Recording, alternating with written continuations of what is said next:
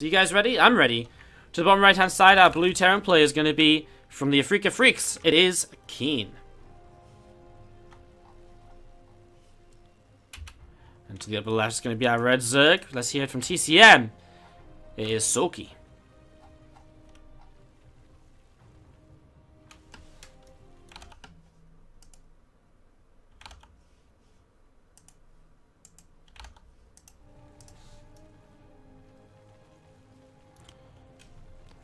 As we got into this, TVZ.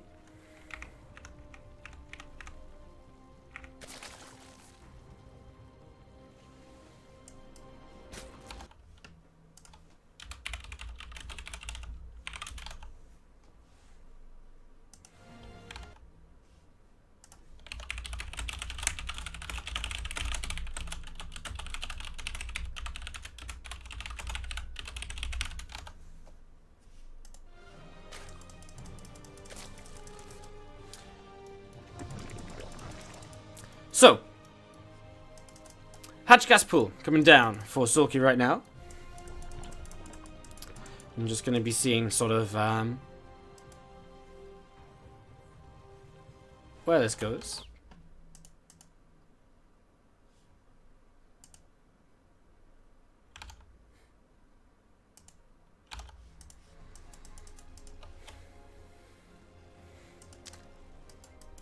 Alright, cool. So, pretty standard opening here to start with. Hatch gas pool coming in from Soulkey. We're going to see Reaper expand from KeeN, and honestly, I'm very much expecting the kind of the Widowmine based build to begin with from KeeN. The Widowmine into kind of the siege tank, so expecting that to sort of be coming in, harassing on this third base.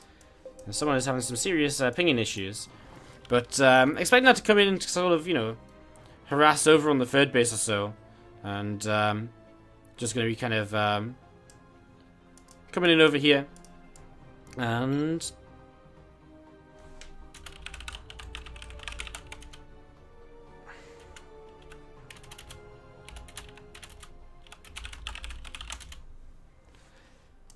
yeah, sorry, just help take TV fixing this. Okay, cool. So, this we're just going to be coming in. We're just going to be harassing a little bit here against these early lanes.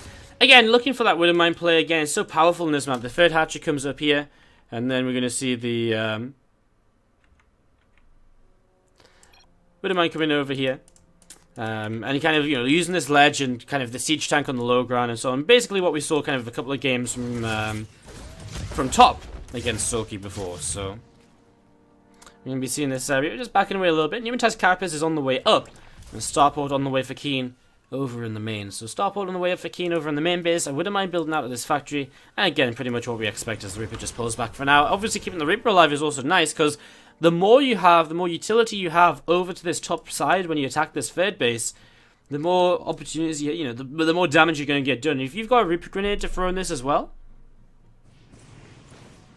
as we're going to see the it just, I mean, if you have that Reaper Grenade too, it's just an extra kind of wave of kind of things to kind of push lings back and to deal damage and stuff like that. As we're going to be seeing the Reaper just popping up onto the watchtower on the right hand side here. Overlord is just going to be pushed away over to the left. I'm just going to be seeing KeeN is just going to be just sort of building a couple more SCVs up. So, as this tank comes up again, really looking to utilize this ledge. Again, this is so much better on this map than any other map, because you have this. I mean, Prime Terrace is a pretty good map as well for it, but this map as well, just, you have rocks to drop the tank behind, you've got this ledge to play with as well. I mean, everything combined is just so nice. You've got so much space to work with too, to kind of move towards the third base and back away. A little bit more space to kind of work with than Prime Terraces, which is why I like it a little bit more. Obviously, you can't drop the tank in range of the hatchery and be behind the kind of low ground, but you can still lift it up and move it around anyways. You're going to see these Marines just trying to trade, and Soulkey trying to set off that Widowmine with kind of a single Zergling here early. You're going to see Reaper Grenade comes down. We also see the Widowmine going off. Not sure what actually died there. I don't think anything really died. I think all the Marines and the Reaper got away. So just a few Zerglings going down. Widowmine picking up a couple of kills. There's that tank coming in. As the pressure continues to go, Another tank on the way out, a Liberator too to help out. I mean, Liberator can do two things. He can either come over here and kind of reinforce this position. Alternatively, he could go harass another location at the same time, as we're going to see once again. Zerglin's trying to come in. Oh man, Soulkey's taking so much damage. He's losing all of his lings. This third hatchery is just starting to fall. Queen's taking a lot of damage too. A couple more lings come out. They get taken down. Widowmine is pushed further forwards here. Queens, they want that transfuse to try and keep this hatch alive, but it's just not happening. Widowmine going to go off on the Queens there. One of the Queen goes down. Another Queen getting splashed heavily. And wow, two Queens go down. The third base goes down. And just like this, Soulkey has not done enough to be able to hold against this. And we're going to see... Well, I mean, great attack by KeeN. KeeN was the first player I actually saw doing this in the Dojo Star Masters. Since then, I've seen a lot more players doing this sort of thing. The KeeN just seems to be so good at it. Time after time, he just gets so much damage done. You're going to see him unloading that tank on the high ground now as Zerglings are going to start going down here. And you're going to just see, again, just so much damage being dealt. As we're going to see, I mean, KeeN just clean out so many Zerglings. Once again, Queen's still under fire. And, I mean... Marines and the Reaper move forwards, another couple of Lings come in, and still that Reaper alive as well. So many kills on so many of these Marines, 7 kills and 6 kills, a tank on 21 kills too. Liberator comes in now, and this makes life really, really tough. Spellcaller trying to get forwards, isn't able to burrow just yet. Liberator actually helping to pick a Queen off in the back. We're going to see the drones being pulled in right now even. We're going to see a Reaper grenade coming down too, going to blow up. Get a lot of damage onto those drones. The tank will reposition and continues to pick up kills onto the drones as it backs away. 34 kills in total on the tank and counting still. As we're going to see, Spellcaller just trying to reposition over here, and the third base is up for KeeN back at home. Loads of damage done in the early game, and KeeN looking very strong to take game number 1 of this best of 3 as Liberator gets one shot off onto the Queen, and then backs away. KeeN just still playing around with this tank, and I mean, at this point you could realistically just attack across the map with kind of Marine tank. Nice little run by here, picks off a mule, but it's a small victory when a much bigger one is needed for KeeN, for Soulkey right now in this series. But in game number 1 though, so I mean Soulkey, well this first game is more or less over already. It's probably time, it's probably kind of time to start thinking about game 2, and he does have a chance to redeem himself a bit in second game. However, there's actually a lot of mutas actually on the way out, so maybe, I mean, we saw him in game against top on Prime Terraces take a lot of damage. Now, it wasn't anywhere near this amount of damage, it was a lot less damage than this actually. Didn't lose the third base, didn't lose so many drones, but he did kind of do a lot of the mutas. This time around, though, he's actually just going to have to pull his mutas back home. He realizes he needs these to defend. If he doesn't defend with the mutalisks, he knows he's just going to be kind of out of this game really, really quick. I mean, he has nothing at home. He's only got mutas. It's the only thing on the map for him. Scan comes down. He's cleaned up some creep spread, and KeeN's just going to be in way too good a position again here. The third base isn't even being set up once again yet. KeeN sees this. He's going to be laughing right now about how good a position he's in. He's just going to pull back and just wait for Stim. He's got a little while longer to get Stim up, and just going to pull back, get reinforcements, and come attack once again. Marines, and they keep turning around, fighting those mutas whenever they have the opportunity to. As the mutas just going to come in, and it's going to be looking to try and trade with these Marines here. And Marines going to be going down, and yeah, Marine's going to go down. So, I mean, the Marine's cleaned up quite a bit here, but again, is it enough? Still 40 supply down. Upgrades behind. It's a long road to recovery for Soulkey. With Stim in the game now as well, these Marines able to... Well, actually, Stim's still not in the game. Wow. Started Stim a bit late here, I think. It's coming in a lot later than I think it should have been. As we're going to see the couple of tanks just lifting up, moving forwards, and just going to be seeing these Marines slowly pushing forwards as well. Liberator's just going to be trading with these mutas. The mutas taking a lot of splash damage there again, very low, making it so that these Marines can work their way through this so easily, so quickly. As we're going to see a couple more Marines just stimming forwards. I'm just going to see another couple of creep teamers starting to go down here. So a couple more creep teamers going down. We're going to see these tanks begin to unload. We're just going to be seeing the Marines stimming once again. As the muta's going to go down, I mean, this is just game over. Soulkey, way too far our viewership or something. So thanks a lot, guys, for tuning in. Glad you're enjoying as we go into game number 2. To the bottom right hand side, it's going to be our blue Terran player. Let's hear it, guys, if you're going to be cheering on KeeN. I guess another thing is as well, Soulkey, I read to the bottom left, he was also going into mutas fairly quickly. You know, the mutas came out quite soon after the attack, and he's always just going into that fast lair, and again, he's just relying on Lings to defend. I mean, even just safety roaches early on. It's just kind of the Zerg player being greedy, but not necessarily in terms of drones, but in terms of tech, and upgrades and so on, and none of it helps to kind of deal with that push, so...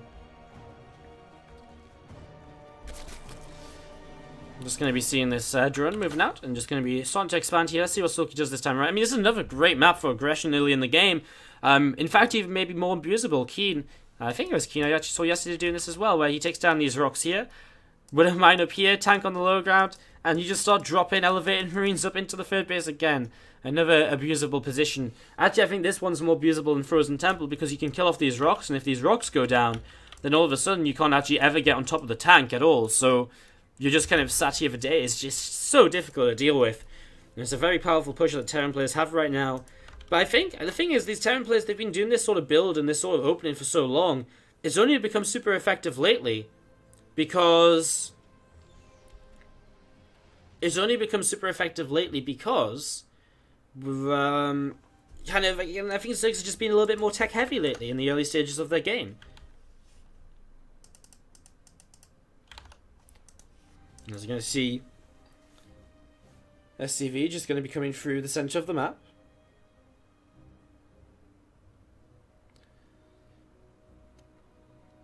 And just having a look to see what is happening early on in the game.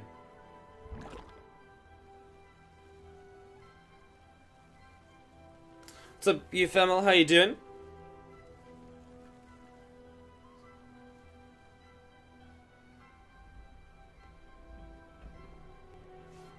As you see this first Reaper coming in. Looking to see what's going on. You see what he can we're gonna see what you can get up to as this Reaper just trading here early with these lanes and with this drone. Not too much damage being done though. And Soulkey, well, he's continuing to mine gas once again, so let's see if he goes Pneumatized Carapace. If we see Pneumatized Carapace here on this map though, it's actually going to be a very fast lair. I mean, this map is actually very popular to go into very fast Nidus all-ins, etc. So maybe that's what we see here. I guess we'll find out in the next couple of moments. Unlimited Rageworks, thank you very much for your donation. I'll read your message out after the game, and we'll see what you have to say. But thank you very much for the donation. Let me see some STI hearts in the chat, please. How's this Reaper already working down these rocks? Tech lab onto the factory. Same old build here. Again, it should be just a Widow Mine on the way out. And then the starport with the medevac.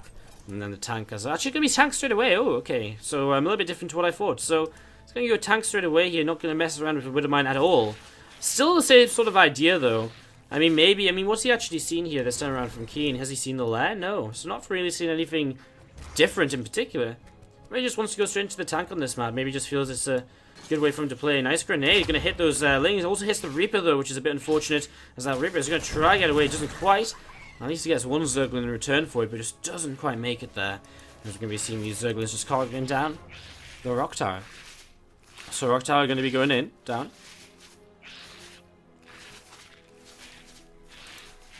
And the Zerglings just targeting that, getting rid of that and just stopping our Terran player from moving out into the map too early. KeeN moves out though and just going to push that way. It's not going to be the nicest play from Soulkey. It is going to be the Spire, which is of course the other thing here, which is sort of It's the other thing here, you know, the Spire or the Knight. It's the one of two different things that you can see off this very fast lair. It's going to be the Spire, the fast Mutalisks this time around. You're going to see, well, Soulkey trying to take down these rocks, but KeeN not going to let that happen. No third base just yet, and you can see KeeN wants to get in this position here. He's even going to take down the rocks himself, but no third base. Means that he's not going to kind of get much done on this kind of position just yet. So yeah, 2-base meter, so fast meters coming in. You're going to see Liberator on the way out already for KeeN. And you might see that swapping over either to the Reactor here in the early stages. Just to start reactoring out Liberators to help against what's going to be a lot of Mutalisks very early in the game. There's tank over here, he goes dropped on. Sees the Spire finishing as well, so some good scouting here by KeeN straight away. And he's actually just going to back straight off with this medevac just before the Mutas come out and start picking it off.